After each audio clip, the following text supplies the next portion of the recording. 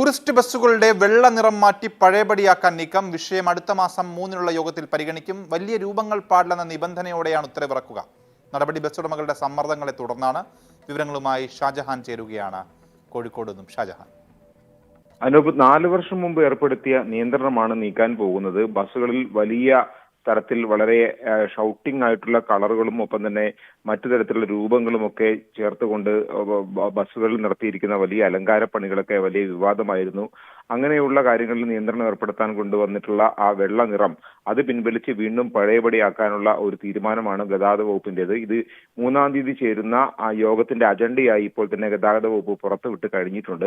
മാത്രമല്ല, ഇങ്ങനെ വരുമ്പോൾ, അതായത് ഈ വെള്ള നിറം മാറ്റി പഴയപടി തോന്നുംപടിയുള്ള കളറുകൾ ചേർക്കുമ്പോൾ അതിനകത്ത് വലിയ രൂപങ്ങൾ, കട്ടൗട്ടുകൾ പോലെയുള്ള വലിയ രൂപങ്ങൾ പാടില്ല എന്നുള്ളൊരു നിബന്ധന മാറ്റി നിർത്തിക്കഴിഞ്ഞാൽ മറ്റു രീതിയിൽ പഴയപടിയിലേക്ക് വീണ്ടും റോഡുകൾ മാറുമെന്നുള്ളതാണ് ഇതിലെ ഗൗരവമുള്ള കാര്യം.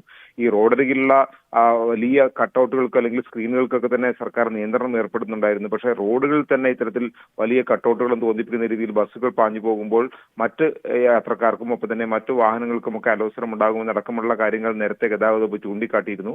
ഇതൊക്കെ തന്നെ അവഗണിച്ചുകൊണ്ടാണ് ഇപ്പോൾ പഴയപടി ഈ നിറം മാറ്റാനുള്ള തീരുമാനമെടുത്തിരിക്കുന്നത്. ബസ് ഉടമകളുടെ സമ്മർദ്ദം മാനിച്ചാണ് ഇത്തരത്തിലൊരു നീക്കം. ഷാജഹാനാണ് കോഴിക്കോട് നിന്ന് വിവരങ്ങൾ നൽകിയത്.